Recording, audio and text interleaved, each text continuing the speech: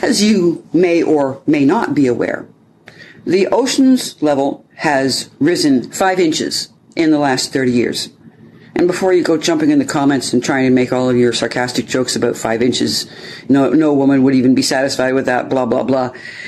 I'd like you to stop and think about how big the ocean is and how much water had to go from ice to being water for it to go up 5 inches. And that 5 inches can make a big difference if you're, say, in the Bahamas, Philippines, Jamaica, pick an island. Either way, and it's not going to get any better.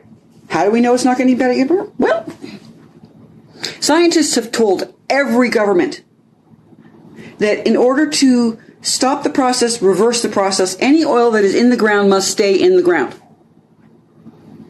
Do you see any indication that any government is doing that? No. In fact, Canada is just salivating.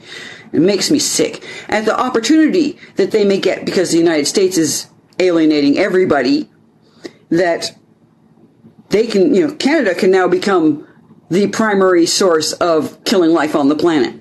And I got a whole different video I'm going to be doing about the fact that there's the microplastics and the nuclear waste, all the shit. But either way, this is about the ice in the Arctic. And there's algae in the ice in the Arctic. And the algae is dark, so when the sun, dark clothes outside in the sun, dark clothes get hot, light clothes reflect. When there was snow coming down and covering the Arctic, the algae didn't get any light. No problem. But we don't have that anymore, do we? No, we don't. So now the algae is spreading. It's under the ice. Understands? So when it absorbs heat from the sun that it's now getting, it's heating up the ice from underneath, and then the algae spreads. Do I really have to spell out the problem that's going to be causing?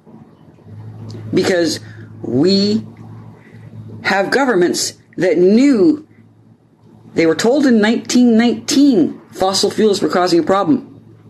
They knew in the 50s. They could have started doing things in the 70s to stop this.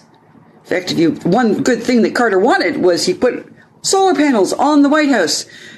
Reagan came along and took them off because it's just the weather.